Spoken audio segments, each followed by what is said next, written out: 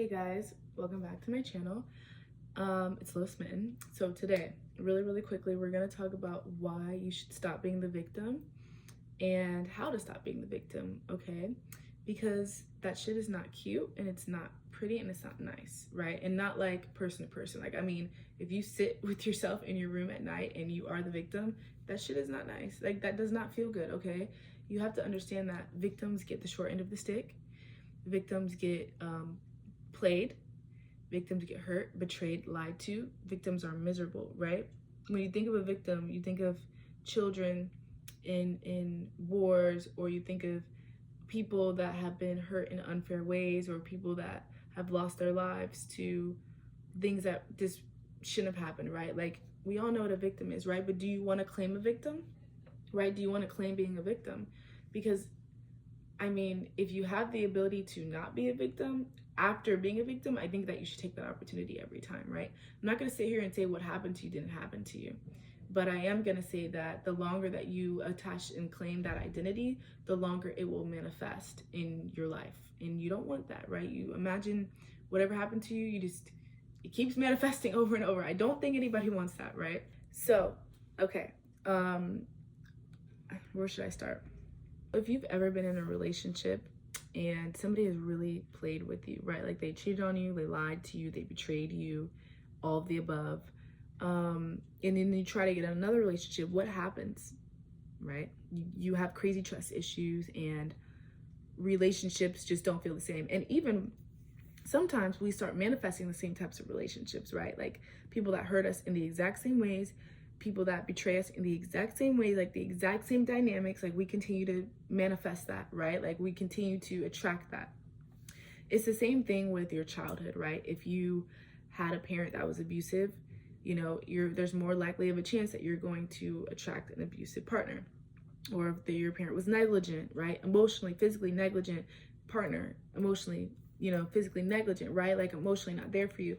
So pretty much what happens is your brain's definition of a victim is an internal state of danger, okay? Because you have to think about, what does your brain remember from that situation where you were a victim, whether it was a romantic relationship, family, stranger, whatever it was. What does your brain think? What does your brain remember, right?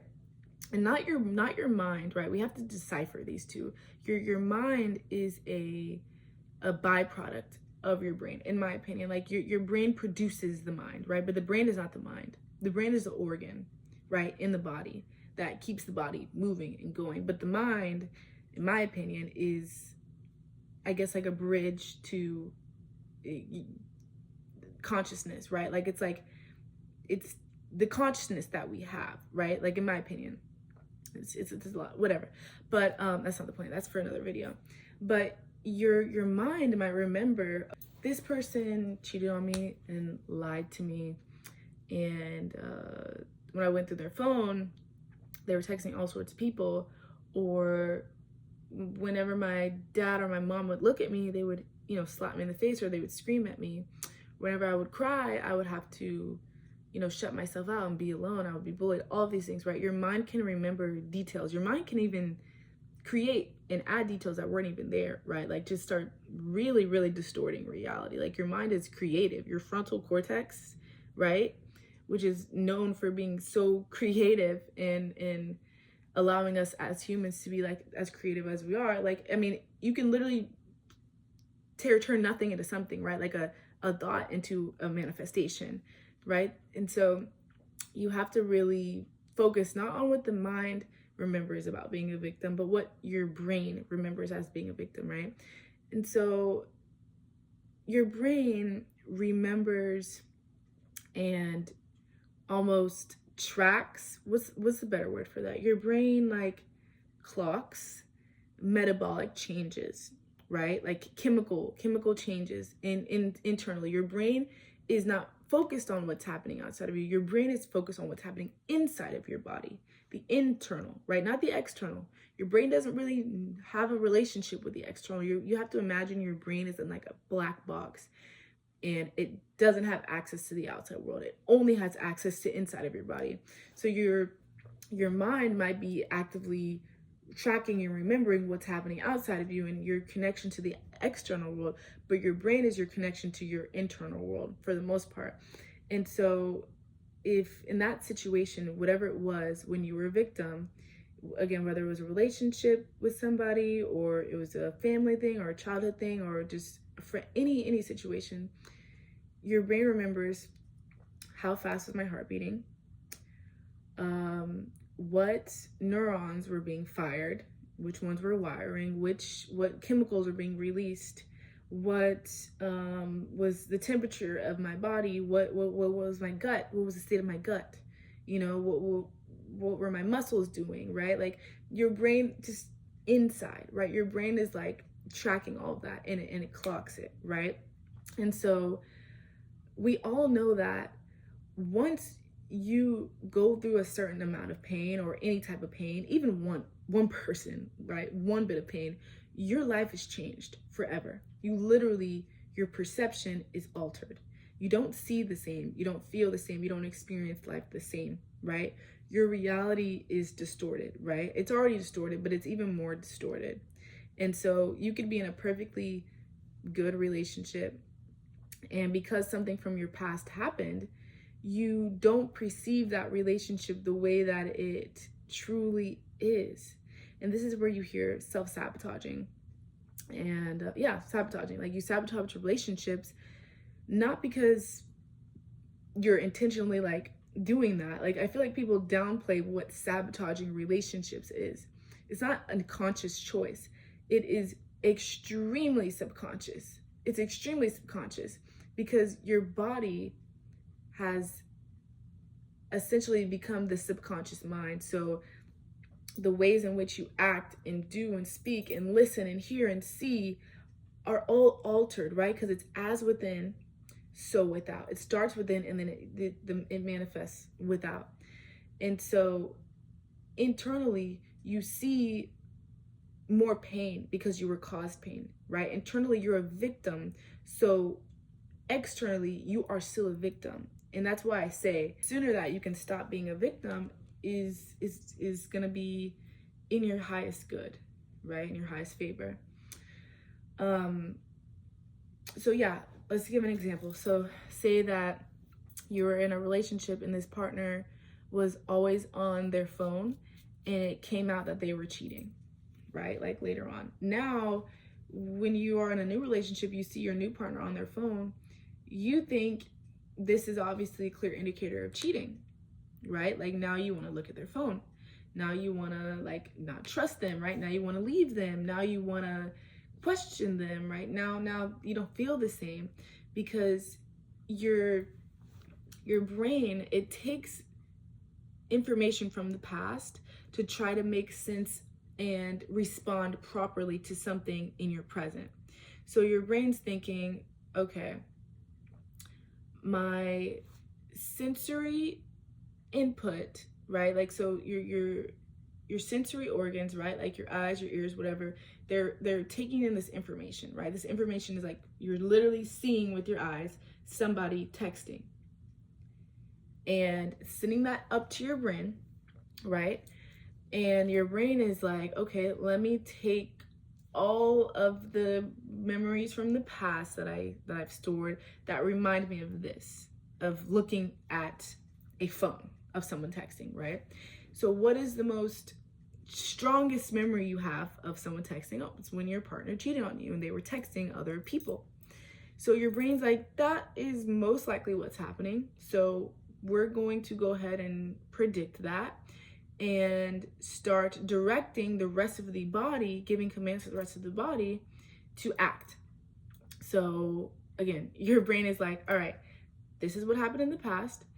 This is how I was feeling. My heart rate was increasing. Okay. My muscles were tensing, right? My head, there was tension in my head, right? Okay. The brain's like, so that's what we need to do this time, right? That's what we need to do now. So I'm going to increase the heart rate. I'm going to tense the muscles. I'm going to, create tension in the forehead, right? Not because the brain's like the brain's not doing anything other than like literally remembering, predicting, and acting. Like your brain is just like, okay, this is the situation we're in, like let's just do it again. Not your brain doesn't know like, okay, this is a text message and this is my new partner. Your brain doesn't know the outside world. Your brain knows the inside. So your brain is just matching the energy. Does that make sense? I know that's very simplified. This is all simplified. So at that point, right, you're with your new partner, you're looking at their phone, and now your heart is beating, your muscles are tensing, and you're feeling stressed, you're feeling anxious, right? The emotion is last. Now you're feeling anxious. And now that is going to create a behavior, right? You're already feeling anxious, but now you're going to behave as an anxious person or as an angry person, right? And now you're going to be like, let me see your phone, or I don't trust you, or make a decision, right? This is where the sabotaging comes in, right? That was like the long version of how your perception is altered, right? The way that you are literally seeing the situation is changing based on inside of you. Because this person, for all that we know, and just for this example, we're going to say is very loyal and they love you. And they're not texting anybody. They're texting their mom, right? They're texting their mom how much they love you. And again, you can't see that out of your eyes. You see danger out of your eyes. You see, I'm still a victim out of your eyes, right? Because you don't see through your eyes. We see through our brain, right? We don't see just like what's there. We see what our brain wants us to see. And so there you have it, right? You're sabotaging a relationship right now. You're like, I don't trust you, right? Let me see your phone. Okay, I don't believe you, whatever. I just want to break up, right? Or I'm just going to make this person break up with me, whatever, right?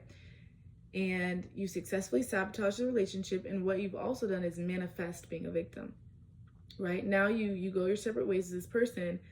And most times you don't even really ever come full circle and realize this person was never a problem. I was literally projecting my past onto this, not intentionally and not consciously, but now I left with the story that this person was just like the last, right? And now you're left thinking like all my relationships turn out the same, all because you're perceiving based off of what your brain deems as most relevant, right? And also a lot of times you also do attract people that do that same thing, right? Like maybe this person is, the new person is not loyal. Maybe the new person is also a cheater or a liar or has caused you pain, right? Even if your family or when you were a child, your child had caused you pain, right? Your mom that abandoned you, right? Then you meet a person, they abandoned you.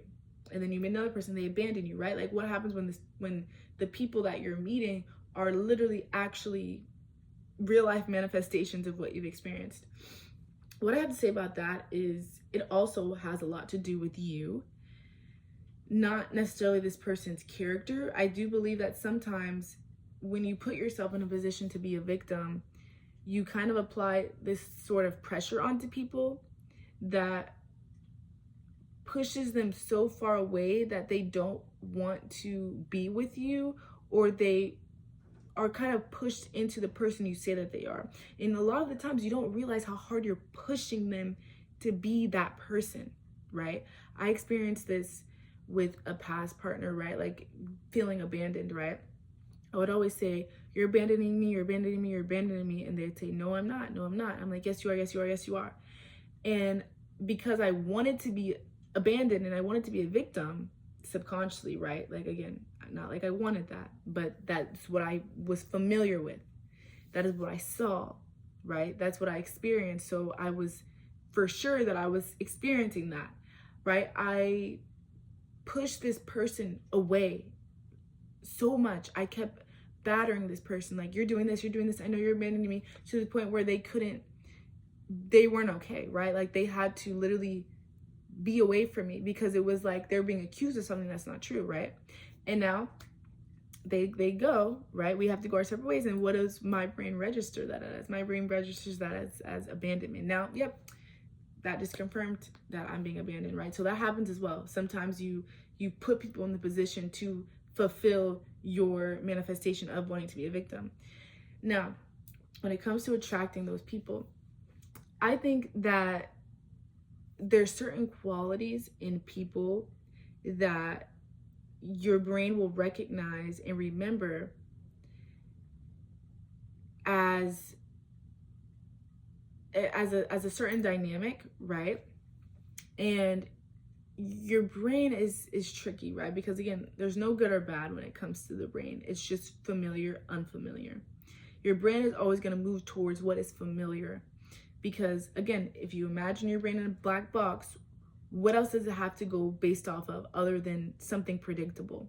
A predictable feeling, a predictable chemical change, a predictable metabolic change, a predictable, you get what I'm saying, state of being. That's, I mean, if you were in a black box, I mean, you would want something that's familiar so you could start acting based off of what you do know. You don't have a lot of information, but you can predict certain things, right? You can predict certain outcomes. And your brain is not intentionally moving towards things that are bad for you. They're moving towards things that are very familiar and known to you, like an increased heart rate or a bad gut, like a bad digestive system, or a state of fight or flight, like a nervous system that's in a state of fight or flight. A state of stress, right? Like you're chemically releasing a lot of stress hormones, right? That's what your brain remembers and is familiar with and moves towards, right? So imagine like your family, God forbid, this is just the examples, right? They abused you emotionally, mentally, physically, and that released a lot of cholesterol, adrenaline are being chemically released, right? Within your body. Again, very simplified. That's okay.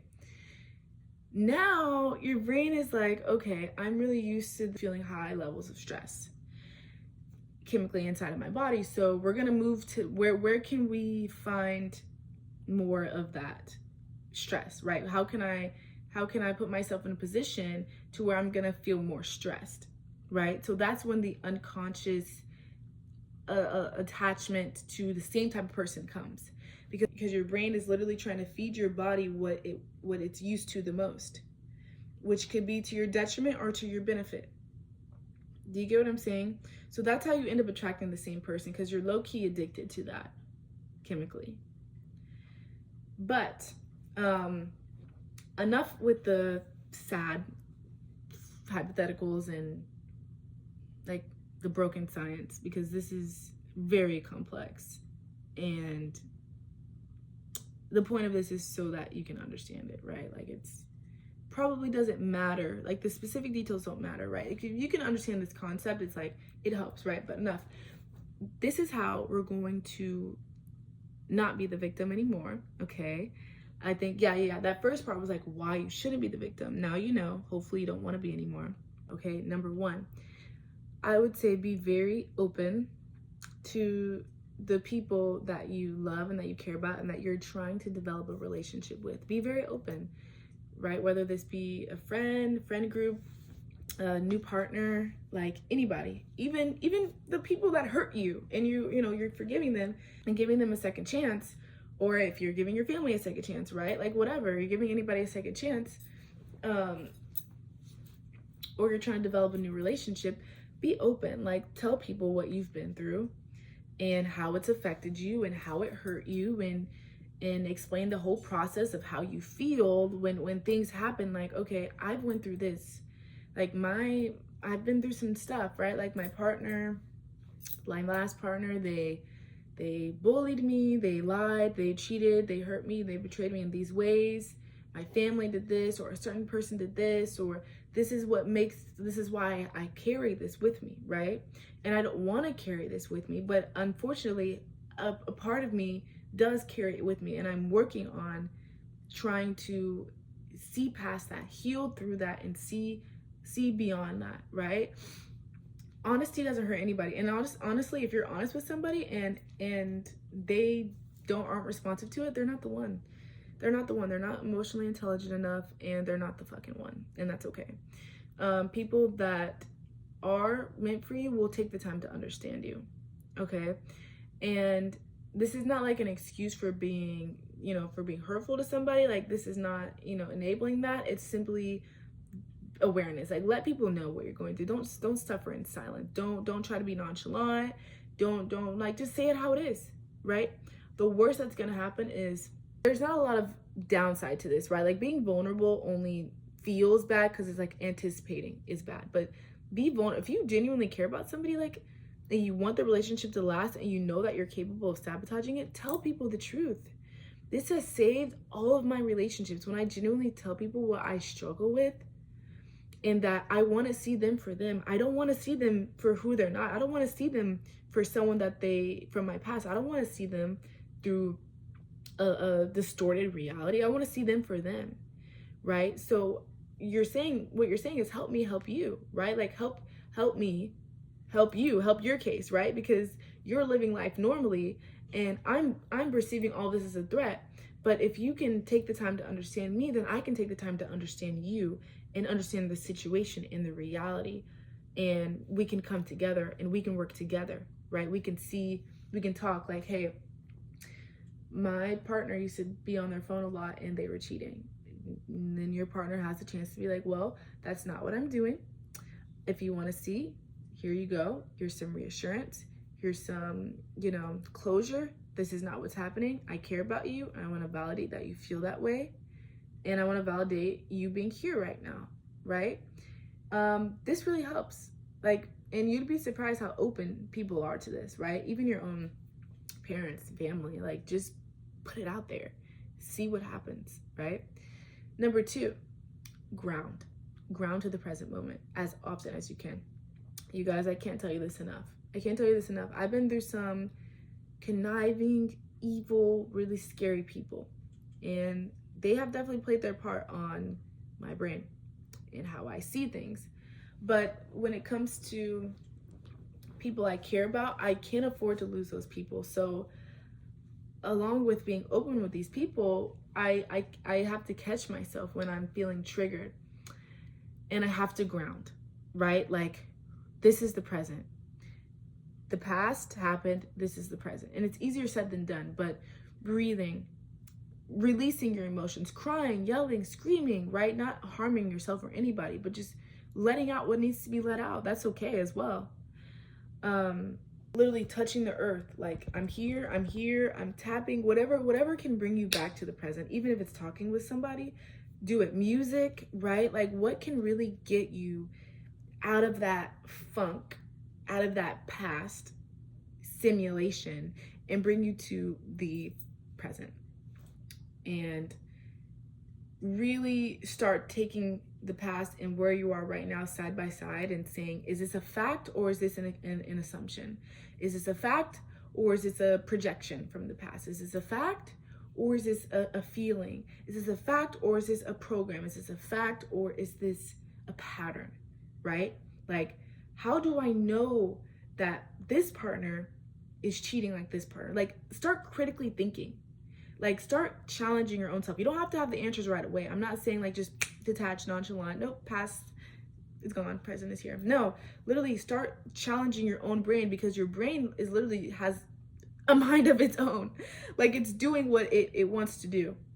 So you have to interrupt these patterns and be like, wait, brain, let's broaden our awareness a little bit and not rule out every single possibility, all infinite possibilities. And let's just take some time, analyze the situation a little bit, take some more sensory input, right? Let's look, let's listen, let's talk. Let's really see if this is exactly what's happening. Could it be? I'm not gonna sit here and say it couldn't be, right? Trust your intuition always. Trust your gut.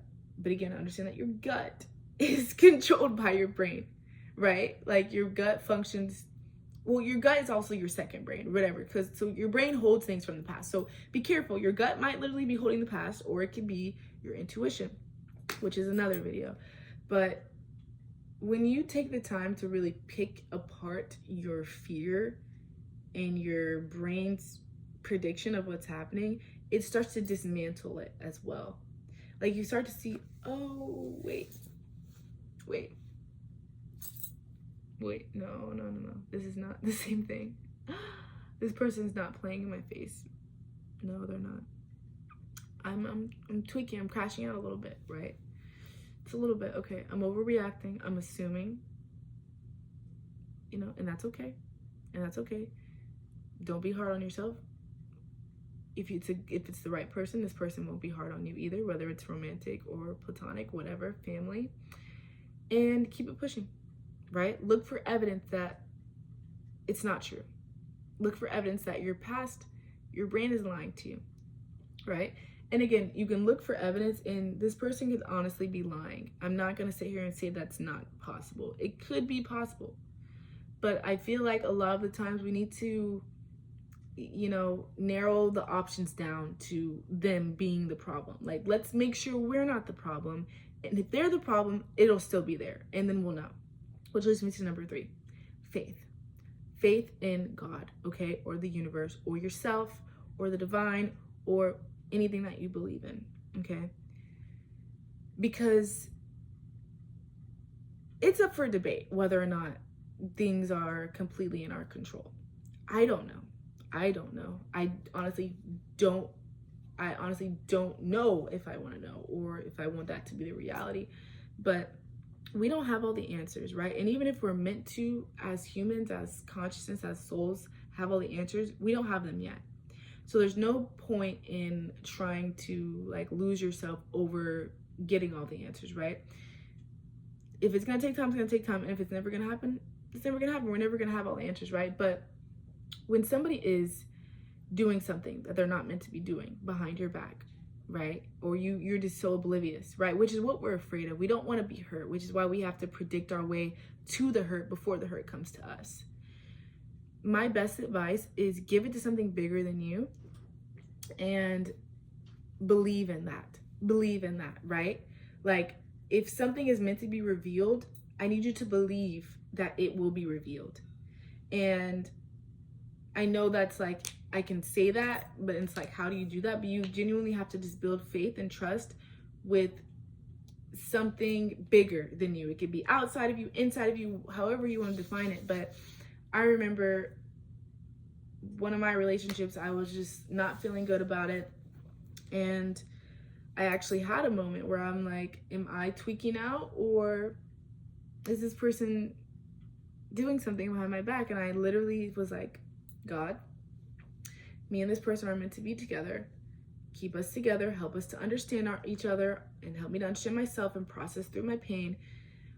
And if we're not, take us apart right now. Reveal it right now. And that same day, I ran into the person that my partner at the time was cheating on me with. And like, we bumped into each other, we talked, and then after talking for some time, we realized we were dating the same person.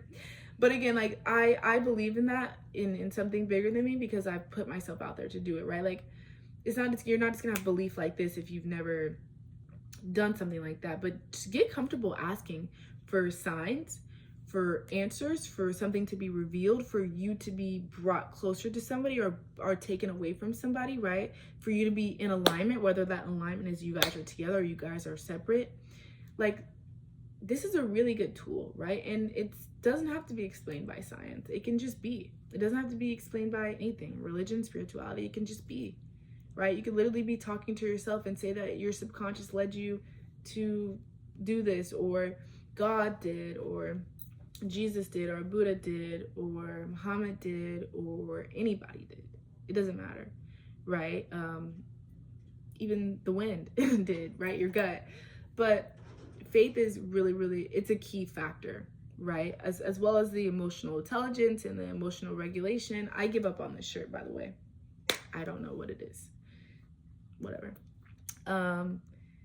Those things are important, but faith in the fact that everything is going to happen the way that it needs to. The truth that you're afraid is being kept from you will be revealed, and the truth that does not exist will be made known as well, right? Like, your fears that you are just projecting, they'll be diminished, right? So I think that's it for this video. I love you guys so much, and I'm praying that you guys have really healthy relationships. Bye.